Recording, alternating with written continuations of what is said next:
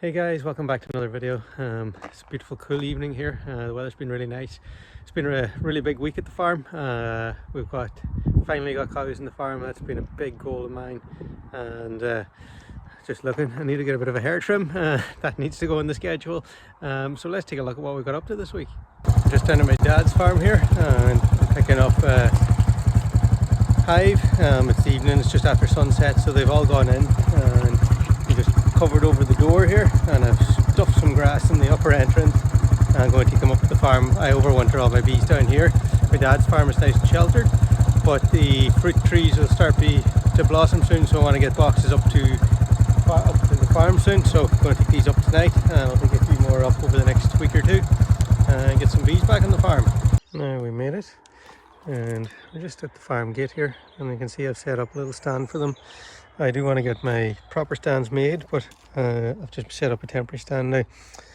Good advice I was given starting out beekeeping is, if you're traveling with bees, always, so the frames are all one after the other and like this, always travel with the frames in the direction of travel. It just helps them from moving around. Now these guys have been bouncing around for the last half hour, so I'm going to lift them onto the stand. I'm going to leave it closed up for tonight because they are going to be pretty pissed off and they're going to want to sting my ass. So I'm going to leave it closed up for tonight, and I'll come along first thing in the morning. I'll open it up. I'll be up early anyway before the sun's up, so I'll open it and then they can come out. What they'll do is they'll come out. I'm going to face it this way because that's the east, so the sun will come up and we get some sun right on the hive in the morning.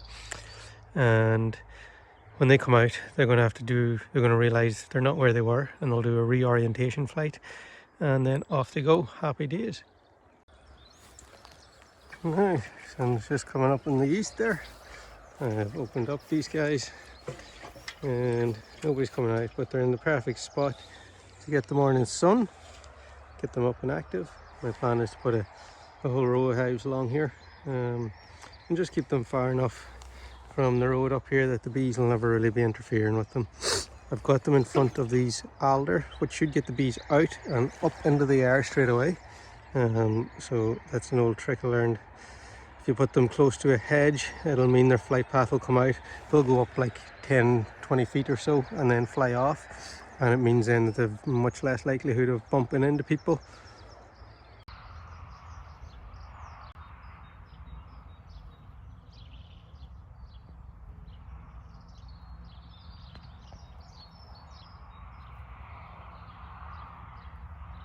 I've just set up my two energizers here for setting up my pen for my cows. So I've got one feeding a real hot wire and one feeding the sheep net, and I'm just waiting on Dad to come. We can head off and collect them. I'm getting these cows from a really good friend of the farm's, James. He's another regenerative farmer.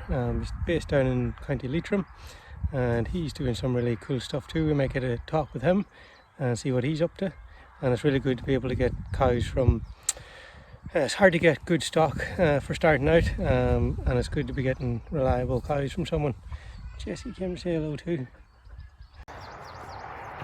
And they're finally here. We actually picked them up last night, and well, yesterday evening.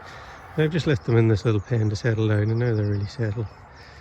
So this is a little heifer, this black one, and this little bullock, and that's a mama cow and a baby cow.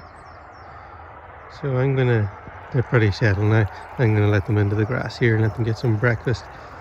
And this is something that I haven't been able to do at the farm. I believe it's going to be a massive player in regenerating the farm.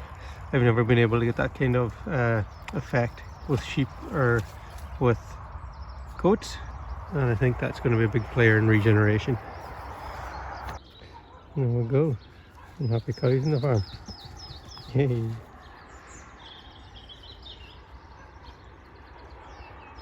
It's a lovely little heifer there. She's lovely and slicked off. I just cleaned up her. She cleaned up her winter clothes. Lovely. So my job now over the next few days is to get these guys introduced to the goats and sheep, which we'll do. And some happy cows.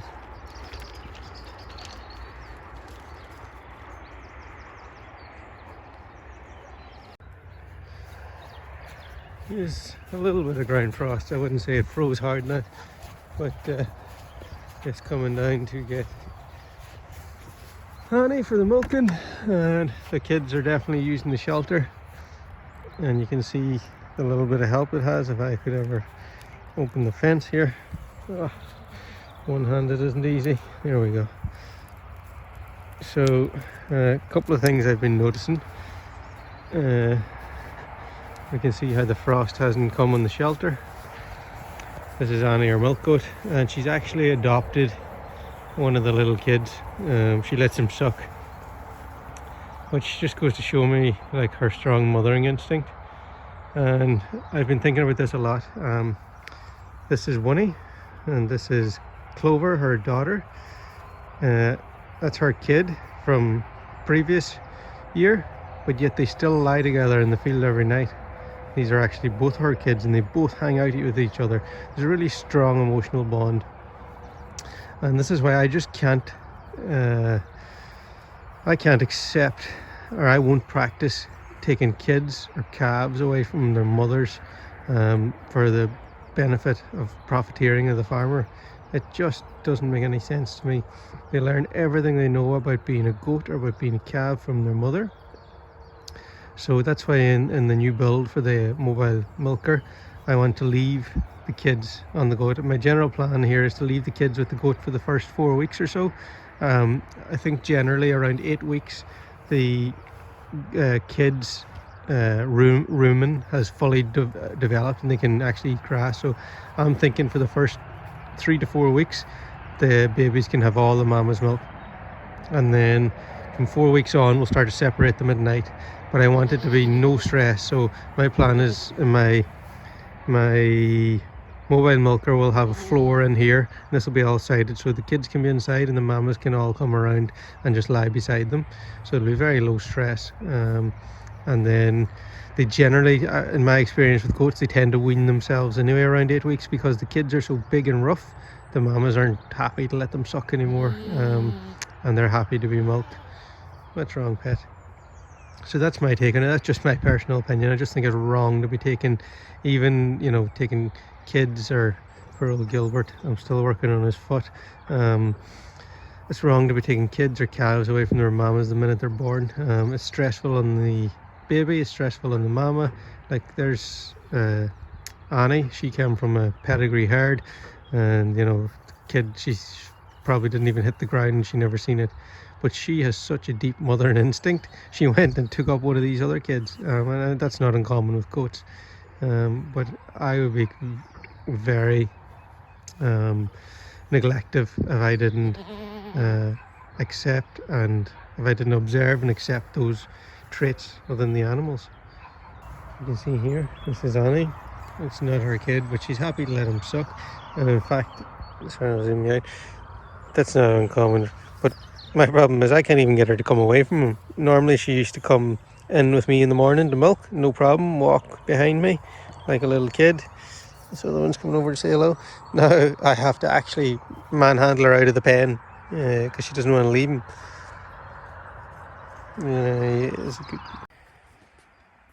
So Nelly had this guy this morning, and he's an absolute bruiser. I had to help her with him. He's a brute. And kids have all been pretty big.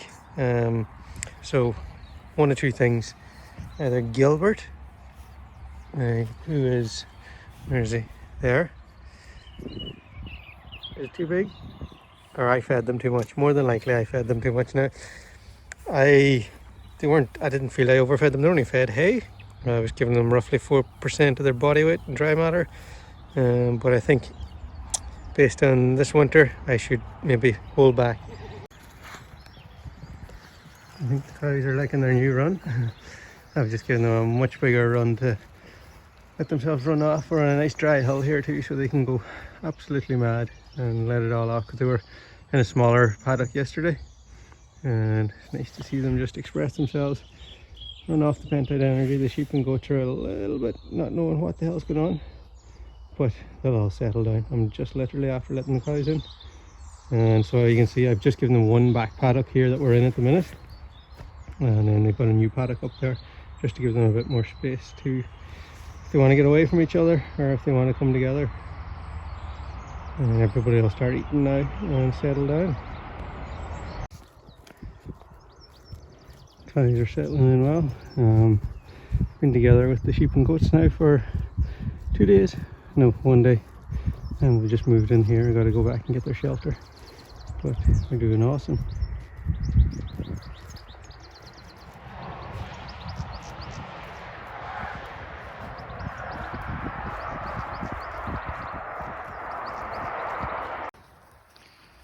So the goats milked for the evening. The little lambs are playing.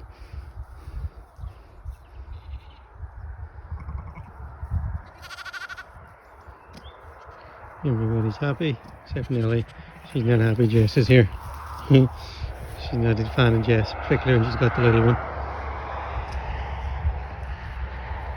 Cows are settled in well. We're on 2-day moves here now. Once spring growth hasn't just, kicked into overdrive yet. Once spring growth kicks into overdrive, we'll move to everyday moves. This is still actually winter stockpile that we're grazing off. Well, kind of technically is, kind of technically isn't. We did come around it early in the winter, but it's had so much regrowth that it's as good as stockpile. It's not spring growth. Okay, so I've pressed on a lot since we last seen it. We've put on our roof. We're going to put 2 sheets of cladding across the roof, the whole way along the back. And then we've built up our sides, and the reason why I've built up the sides is because I want to put this weld mesh on here. So we've put 2 runners, one at 1200 high, one at 600. And what my plan is then to actually put some 1 break down the outside of this. So we'll put 1 break all the way around, 1 break down along here, and it'll give it some shelter inside. Now we'll only be using this for 6 months, and it'll be the summer months, so we won't be using it in the winter time. And I've just laid down some of our floor, so I've got 3 of these sheets, so we'll just cut it off here. So we'll have 1, 2, 3, and that'll be our floor. As you can see, we made a door here. I've just got hinges, so we've got to mount that. So this will be the area. We'll put weld mesh all the way around here and 1 across the back there. And this is where the kids will go at night. So we'll come along in the evening, put the kids in here. The mama goats can lie on the outside, so they're right beside them. And at the back, we're just working on the stanchions. So like I said, I'm probably going to, maybe a foot in here, I'm going to put a weld mesh sheet across here. And I'll put a little door here as well for putting the kids in at night. So these are our stanchions. What I've decided to do, I think I said it in the last video, I'm going to put a gate on here with a latch here that I can open it and push it out. So when I let the goat out of the stanchion here, she can just run straight out into the field. Because we will make a pen at the back here. So I'm going to make gates. So we'll make a pen that'll come around all the way around here and join back in there. Chase all my goats in here and then take them up, 1 into each stanchion, and have them milking. And as they're milked, they get let out. Then once all the goats are milked, we can let the baby kids out and everybody's happy. I've left space here because these gates that are going to make my pen around here, I want it so that I can just lift them all on here. They'll sit on this here, 1, 2, 3, I think I'm going to have 5 altogether, and I'll just make some sort of tie-in on here, that or some quick connection there, so that when it moves forward, and that's going to do 2 things. It's going to put a load of weight on out here, because it's quite heavy at the front right now. It's heavier than I'd like it, but I designed it that way because when I put on these gates on the back when we're moving, I want it to be heavy in the front when we're not moving so that it's solid. But then when we're moving, we'll put the gates on the back. This is going to add a load of weight to the back, which is going to take weight off the front and make it just the perfect weight for the quad to move. So that's my thinking anyway. Hopefully I'll be able to pull it off. So the next process now is to get the stanchions in place, and that's going to be 1 fixed bar and 1 moving bar on each side. We'll get them in and we'll get the gates made and put in for each side. So I'm up at the farm here and I'm going to make some cream. So in here I've got a few days worth of milk. I think I've got about 10 litres there. And we're going to make some cream now. I've just got this cream separator and been figuring this out. I actually done it once before, done it in the kitchen at home. Spilt 4 litres of goat's milk across the floor, so hence that's why I'm now at the farm. I got banished from the kitchen doing this. So done some research, got a little bain-marie going. From what I know, milk, cow's milk, goat's milk, you got to take it very gently, very carefully when you're heating it. So bain-marie is better than direct heating it. So I'll warm my milk up in here. The internet tells me about 35 to 40 degrees Celsius. Most people seem to think 40 is better, so I've been going to 40 with it. So warm my milk up to 40. And this guy, you push some hot water through it first to warm everything up, and then just dump your milk in here and get it up to speed and turn it on. And your skim milk will come out here. I just catch it in my bucket, and your cream will come out here. And now I run the skim milk through a couple of times, and I'm hoping with about 9-10 litres I should hopefully get about almost a litre of cream. We'll see what we get. And the skim milk, you could drink it. I've got some pigs coming to the farm tomorrow, so I'll probably use it to settle them in. That's what we'll do with their skim milk. So I'm going to put on my milk and let it come up to 40. I'll go and do some chores while I'm waiting for that to warm, and then we'll push it through. Goat's milk is not like cow's milk. Goat's milk is naturally homogenized, which means it doesn't separate. If this was cow's milk, all the cream would come to the top and you'll see a very visible line.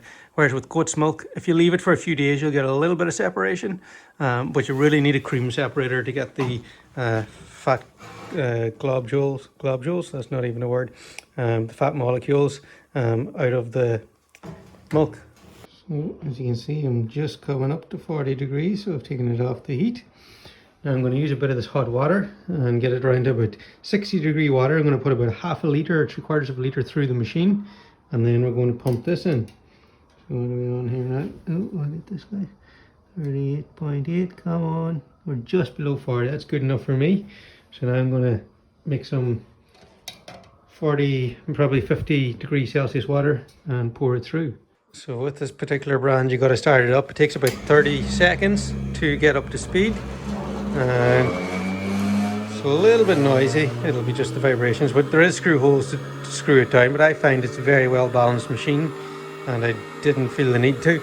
Now, this water should start to run into our skim, and then once we're at speed, all we do is we turn this and point it towards this notch here, and it'll let the liquid down. So when I turn that, you'll hear it starting to draw down.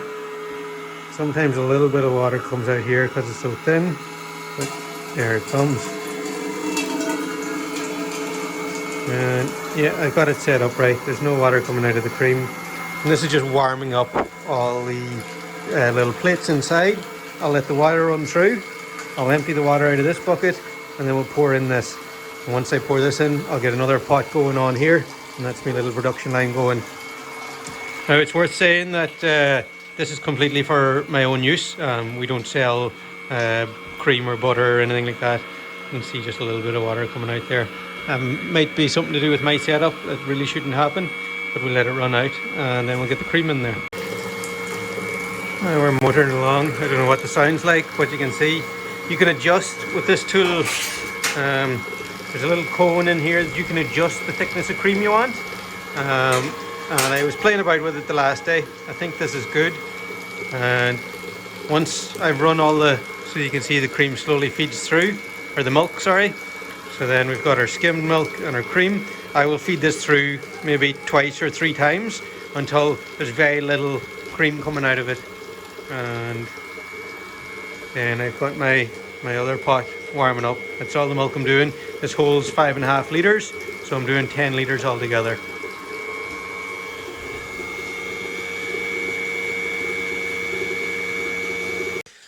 So that is 600 milliliters of grass-fed goat's cream. That's about 6%. There's probably more cream still in the milk. I probably need to adjust my machine a little bit. I would expect it to be like in around maybe 10%, between 7 and 10%, but I'm happy with that.